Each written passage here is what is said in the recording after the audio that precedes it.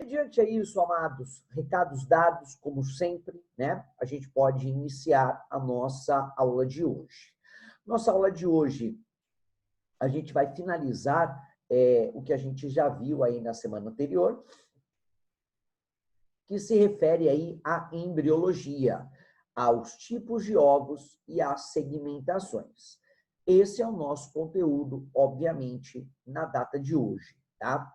Para que a gente consiga, obviamente, continuar as nossas atividades, o professor vai duplicar aqui a tela dele. Só um minutinho, por favor, para que a gente consiga aí fazer aí os nossos trabalhos, tá? Só um minutinho, por gentileza. Vamos duplicar aqui. Calma aí. Fica nervoso comigo. Inclusive, esse texto, ele já está lá, obviamente, no seu WhatsApp. Tá, professor? Mas você já mandou? Já mandei. Mas é melhor mandar mais do que menos, né? É melhor o meu aluno ter a mais do que não ter. Então, é por isso que eu deixo aí, nessa situação aí, para que você entenda aí o que a gente vai fazer. Bom, agora vamos lá. Show de bola. Tela duplicada, que a gente já vai começar a estudar. Vamos rever aí algumas coisinhas que a gente já viu em semanas anteriores. Nós temos lá a embriologia, que nada mais é do que o estudo do embrião, né? O estudo do zigoto, na verdade, do encontro da célula animal, célula gameta, né? Animal com gameta vegetal, ou, obviamente, aí, os gametas, sendo animais ou vegetais, tá? Professor, mas uma planta também produz gametas? Claro, é o grão de pólen e a esfera. Na união, obviamente, dessas duas células, obviamente, eu terei aí também o zigoto, como no caso nós, seres humanos, né? Então, eu tenho o espermatozoide e o óvulo juntando, formando aí, obviamente, um zigoto ou um embrião, certo? Tranquilo? Então, esse embrião aí nada mais é do que a união aí das células sexuais. Beleza. Vimos lá os tipos de fecundação do embrião e por aí afora, e vamos direto às segmentações, que é o que nos interessa. Muito bem. Temos aqui, então, a formação do meu zigoto, a união, né, o chamado fecundação, né, o encontro da célula masculina com a feminina vai formar um zigoto, que inicia-se a uma sequência de multiplicação de células por mitose. É claro que só pode ser por mitose. A meiose nada mais era do que a formação do gameta, né, a formação dos gametas. Nesse caso aí, masculinos e femininos, né? Então, por essa razão, a gente tem aí o que a gente chama de a nossa mitose. Muito bem. Fazendo com que existam as duas fases embrionárias. Já vimos que são duas fases, a primeira fase e a segunda, ou a primeira etapa e a segunda etapa. Eu até prefiro chamar assim. Onde a primeira etapa eu tenho o desenvolvimento desse zigoto, dessa célula. Essa célula vai se desenvolver. Ela originou uma célula. De uma célula, por mitose, ela vai formar duas. De duas, formam-se 4. De 4, formam-se 8. De 8, formam-se 16. 16, formam-se 32. E 32 vai formar 64 células. Então, preste atenção naquilo que eu estou falando. De uma célula originada pela fecundação até as 64 células, compreende a primeira etapa do desenvolvimento embrionário. Uma etapa que a gente chama de mórula. Tá o nome aqui, ó, mórula. Essa é a primeira etapa, primeiro estágio do desenvolvimento embrionário, quando se forma um englomerado, uma esfera, com 64 células. Muito bem. O que a gente vai chamar, obviamente, de blastômero. Então, se alguém perguntar para você o que é um blastômero, você vai dizer que é um emaranhado, uma grande quantidade de células com 64 células. Muito bem. E esse blastômero é o final da primeira etapa, denominado então de mórula. Então, o que é a mórula, professor? Nada mais é do desenvolvimento embrionário de quando ele era uma célula até, obviamente, ele ter 64 células. Então, isso é denominado para nós de mórula. Muito bem. Que corresponde à primeira etapa do desenvolvimento embrionário. Show de bola. Agora nós vamos para a segunda etapa. Só que a segunda etapa é dividida em duas partes. A inicial, que a gente chama de blástula, e a final, que a gente chama de glástula. Glástula com G, blástula com B. Primeiro a blástula, depois a gástrula. Primeiro vem B, depois vem o G. Memoriza assim, fica mais fácil para você estudar. Tá?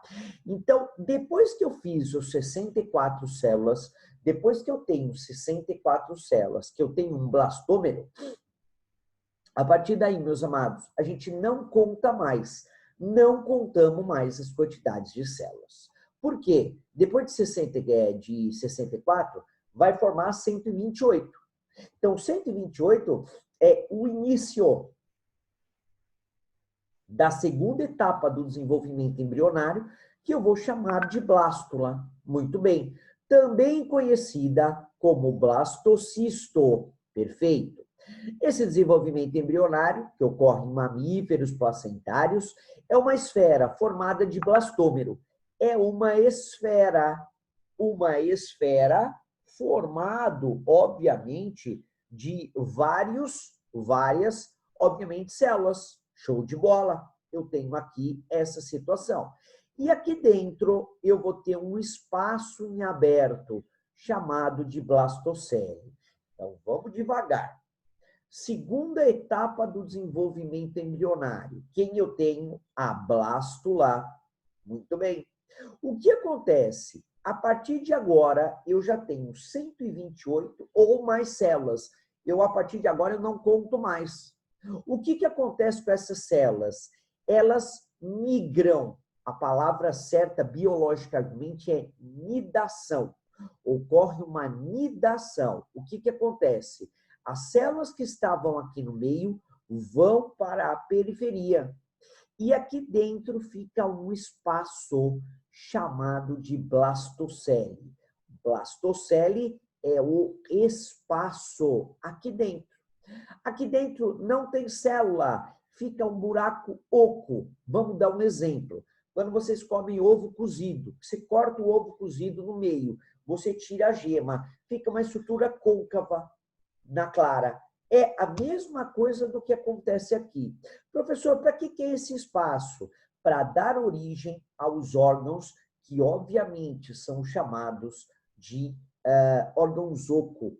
Então, essa cavidade já vai servir para dar origem aos órgãos oco. Essa cavidade chamada de blastocele também recebe outro nome. É claro, né? Biologia é meio complicado, né? Tem um monte de nome. Esse cara também chama-se celoma. Então, o que é o celoma? É uma cavidade onde vai dar origem aos órgãos oco. Professor, todo organismo tem celoma? Não. Eu tenho organismos que são acelomados, que não têm esse espaço no desenvolvimento embrionário. E eu tenho os chamados pseudocelomados. É como se esse espaço fosse dividido ao meio. Um espaço muito pequeno que vai dar origem, vai se evoluir a um espaço maior como esse. Então, esse espaço chamado de blastocele é um caráter, obviamente, evolutivo. Ele é um caráter, obviamente, bem conceituado. Tá? A gente tem alguns tipos desses tipos de tecidos, que é os que a gente chama de trofoblasto, que são as células que irão desenvolver e vai gerar a placenta, um importante anexo embrionário placentário. Ou seja, a placenta nada mais é um tecido, né, que vai revestir o meu embrião e vai conter lá dentro principalmente um líquido, denominado o líquido amniótico, né, que vai proteger o embrião. Isso aí, obviamente, quando ele se rompe, é ideal, tá? Que, obviamente, essa criança ou esse embrião, ele seja retirado da mãe. Por exemplo, estourou a bolsa, a criança não pode ficar muito tempo lá dentro com a bolsa estourada, porque vai faltar oxigenação e por aí afora. Então, a criança tem que nascer o mais rápido possível. Por isso, o desespero numa mulher de quando estoura a bolsa, para que ela se dirija aí ao médico, para que seja feito aí o parto. Beleza? E eu tenho os embrioblastos, que aí sim vai dar origem ao desenvolvimento do embrião. Beleza? Então, esse cara é a minha blástula. Essa minha blástula, também chamada de blastocele, essa cavidade chamada de blastocele ou celoma, que vai dar origem aí aos órgãos oco, tá?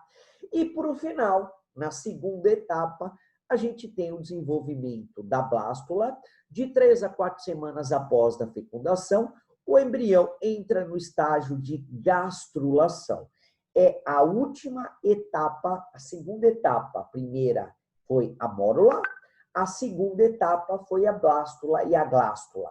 Então, nessa glástula que vai ocorrer, presta atenção em mim, a diferenciação das células. Até a blástula, até aqui, todas as células são iguais. E a partir da gástrula, nós temos o desenvolvimento de uma célula importantíssima no nosso corpo, denominado, então, de célula-tronco. O que são as células-tronco? São células que darão origem, obviamente, a todo o desenvolvimento embrionário. Ou seja, as células que vão se diferenciar. Não entendi, professor? É aí que começa a origem do sistema reprodutor, do sistema nervoso, do sistema digestório e por aí afora. Por isso que diz que a partir dos 3 meses de idade que o embrião começa a sentir dor. Por quê? Porque no período da glástula eu tenho o que a gente chama de células-tronco. E essas células-troncos, elas darão a origem, né, a células diferentes. As células que darão origem à formação de todos os sistemas. Seja esse o excretor, na menção da uretra, da bexiga, do rim. Eu tenho o sistema digestório na produção da boca, do ânus, dos intestinos, do estômago, né, do esôfago, da traqueia, entre outras, né? Eu tenho do respiratório, a formação do pulmão, dos brônquios, tenho aí da laringe e por aí afora.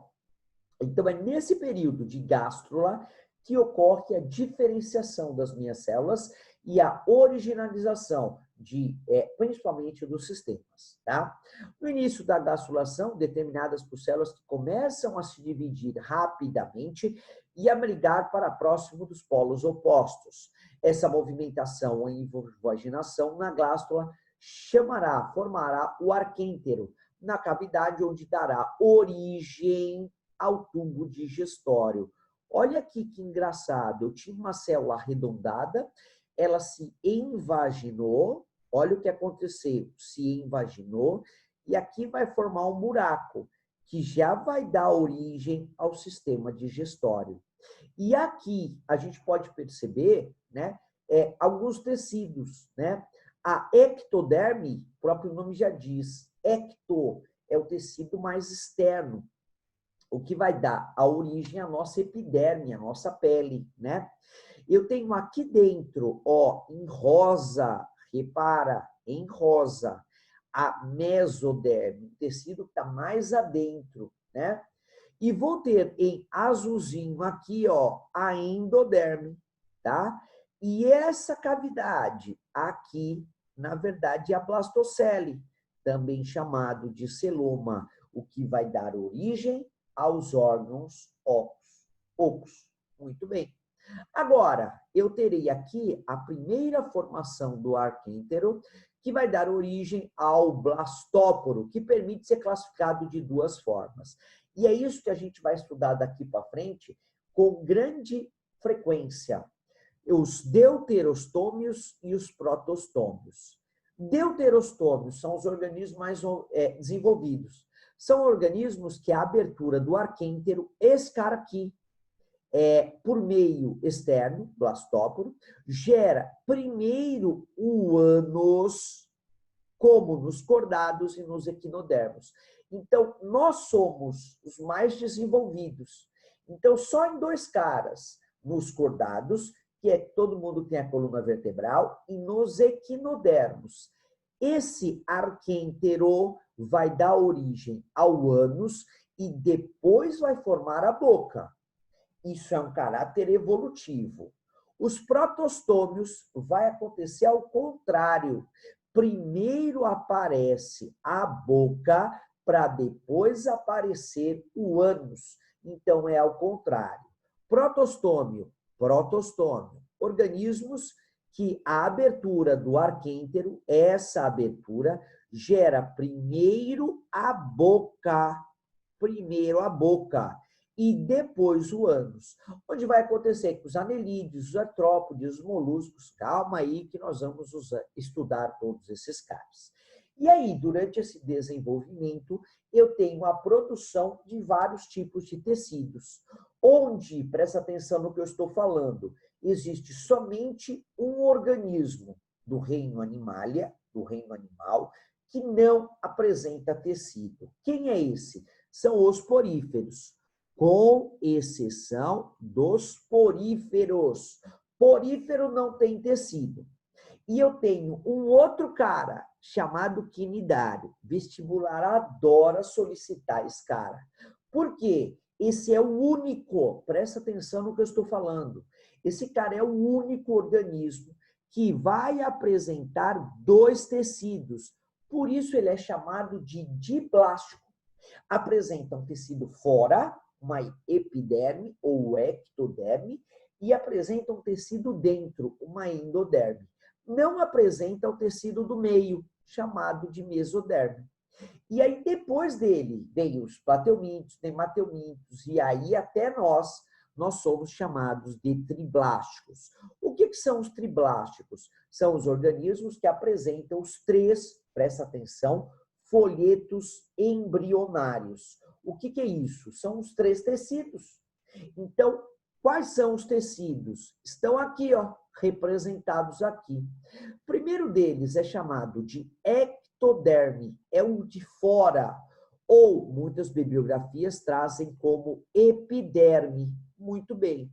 Então, a ecto ou a epiderme.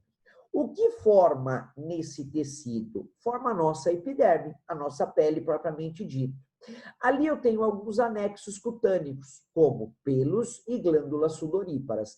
Lembra que o suor está relacionado com o esfriamento do corpo, né? Para que a temperatura não se aumente em grau gigante, né? E não faça mal para o organismo, né? E a gente tem nele os sistemas nervosos. Por exemplo, as cavidades nasais e a cavidade bucal. Ou seja, a sua pele tem sistema nervoso. Você tem um tato, você tem uma sensibilidade nela. Então, essas três características formam a ectoderme, que é um tecido mais externo do nosso corpo. Por isso, ecto, mais externo, tá? No caso aí, a gente tem a mesoderme. O que seria a mesoderme? É a cavidade mais interna da pele. Esse cara também pode ser chamado o derme. Tira o epi. Então, derme ou mesoderme se refere ao mesmo tecido, um tecido mais interno, uma camada mais interna. Nele eu tenho os músculos liso e o estriado esquelético. O esquelético era aquele que está grudado com os ossos, que forma o movimento, é um movimento voluntário, eu só mexo o meu braço se eu quiser, se eu não quiser eu não mexo. E o liso está relacionado aí à contração muscular presente nos músculos, uma contração mais lenta, uma contração involuntária, né? Eu tenho os sistemas, no caso aí circulatório, tenho o coração, os vasos sanguíneos, as artérias, tenho os tecidos conjuntivos, né? Vou ter lá a cartilagem, vou ter os ossos, vou ter o sangue, dentre outros. Tenho o sistema excretor, a formação do rim, da uréter. Lembra a uréter? Leva o líquido do rim até a bexiga urinária, né? E eu tenho a uretra, que da bexiga urinária sai para a área externa. Tem o sistema reprodutor, os órgãos sexuais. Então, olha que coisa, a mesoderme, ela está relacionado com a produção, principalmente do quê? Dos sistemas, né? Principalmente aí dos meus sistemas, tá? E a endoderme, que é o tecido mais adentro, tá? O tecido mais dentro, né? É o que vai fazer o revestimento de alguns órgãos, como o coração. Existe uma camada protetora do coração chamada de pericárdio, como eu também tenho uma camada protetora do pulmão, que são chamados de pleuras, fora o trato digestório, né? Todo o seu estômago tem uma camada protetora. Eu tenho o sistema respiratório, a formação internamente do pulmão, né? Tenho alguns órgãos, como o fígado, como o pâncreas, né? Tenho aí cavidades ocas formados pelo celoma. Lembra o celoma? Esse carinha aqui, ó, que vai ocorrer na blastocele, na blástula, vai formar os órgãos ocos, né? E aí, obviamente, as características do celoma é ser uma cavidade totalmente delimitada por mesoderme. Então, olha aqui, eu tenho o celoma, que é esse branquinho, ela está delimitada ao seu redor pela mesoderme, tá? E aqui, obviamente, né? O que eu tenho? Eu vou ter as características dos filos, dos animais, de acordo com o celoma. Foi o que eu havia falado anteriormente. Os acelomados são os organismos que não têm celoma, não têm órgão oco. É o exemplo plateuminto. São os pseudocelomados, os organismos que possuem uma cavidade, mas ela é determinada pela mesoderme mas ela é delimitada por mesoderme e a endoderme.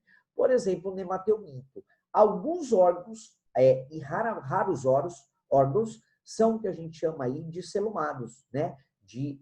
Obviamente, uma cavidade oca. Então, aqui, ó, repara que é pseudo, está formando celoma nesses organismos.